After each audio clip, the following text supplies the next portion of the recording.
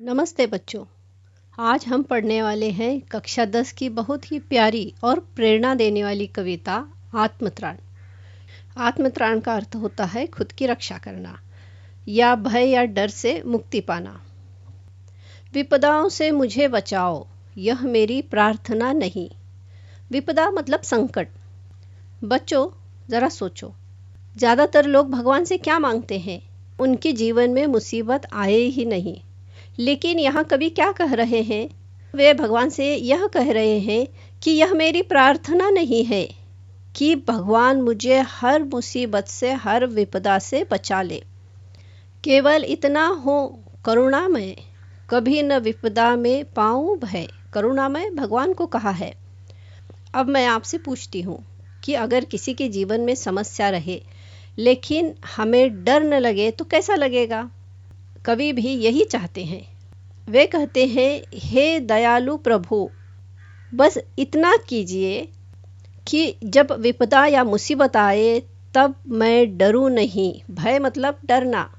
दुख ताप से व्यथित चित्त को न दो सांत्वना नहीं सही। बच्चों, यहाँ दो शब्द हैं, दुख ताप, इसका मतलब है दुख की जलन, और व्यथित मतलब बहुत ज़्यादा दुखी होना। तो इस पंक्ति में कवि कहते हैं कि अगर मेरा मन दुख की जलन से बहुत दुखी भी हो जाए और मुझे कोई सांत्वना मतलब दिलासा न भी दे तो भी चलेगा, मैं रो रो कर दिलासा नहीं मांगूंगा। पर इतना होवे करुणामय, दुख को मैं कर सकूं सदा जय। अब आप ही बताइए, कौन सी चीज़ ज़्यादा अच्छी है, दुख से भागना या दुख पर जीत पाना? तो इस पंक्ति में कवि भी यही कह रहे हैं।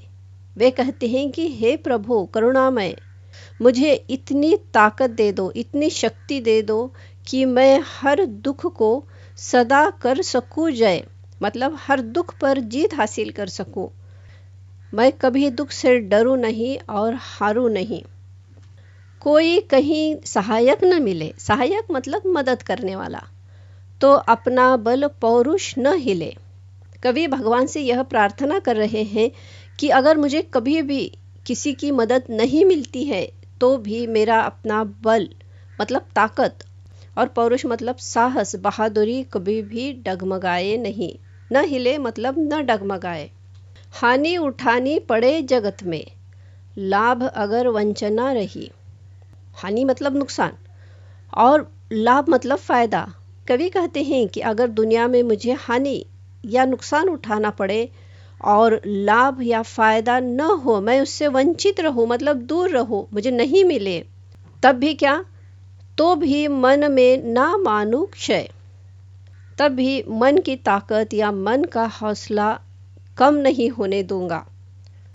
बच्चों, आप खुद ही सोचिए, यहाँ कवि हमें क्या सिखाते हैं कि हालत खराब हो, आपका नुकसान हो, पर मन का हौसला कभी गिरने नहीं देना चाहिए।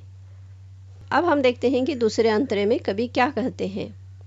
मेरा त्राण करो अनुदित तुम, यह मेरी प्रार्थना नहीं। त्राण का मतलब होता है रक्षा या बचाव। तो इस पंक्ति में कवि कहते हैं कि यह मेरी प्रार्थना नहीं। क्या प्रार्थना नहीं? कि भगवान आप मेरी रोज़ या हर पल रक्षा करो। बस इतना होवे करुणायन, तरने की हो शक्ति अनामय।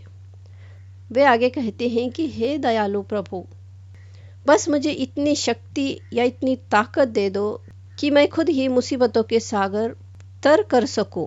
तरना मतलब पार करना, मतलब मुसीबतों के सागर मैं खुद ही पार कर सकूं।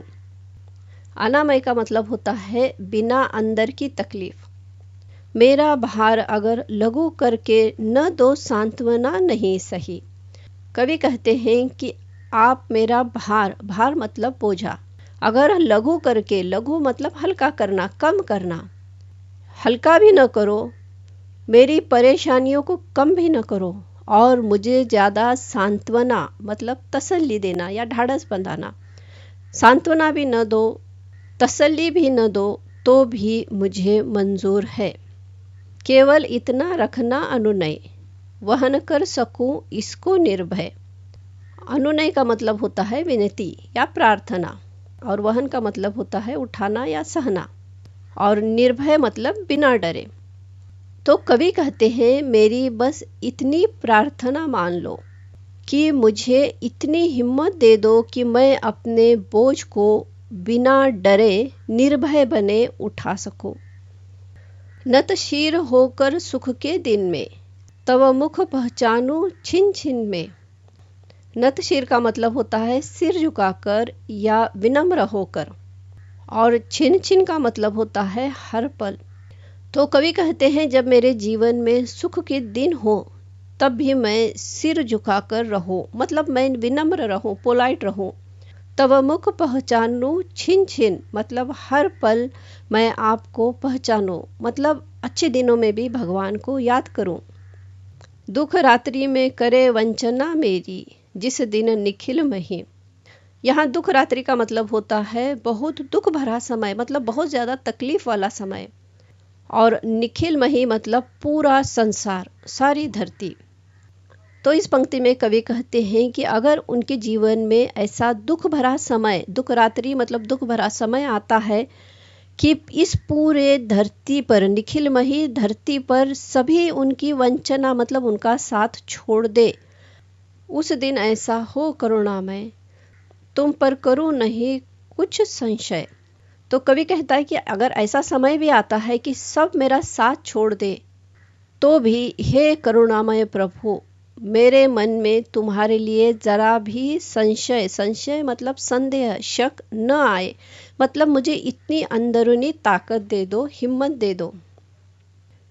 तो बच्चों, आत्मत्राण कविता हमें यह सिखाती है कि जीवन में दुख आए, कठिनाइयाँ आए, उन्हें झेलने की हिम्मत और आत्मबल भगवान से मांगना चाहिए। तो बच्चों, आप यह कविता अच्छे से समझ गए होंगे। अगर यह वीडियो आपको अच्छा लगा हो तो चैनल को सब्सक्राइब करें, वीडियो को लाइक करें और शेयर ज़रूर करें। मिलते हैं अगले वीडियो में, तब तक के लिए धन्यवाद।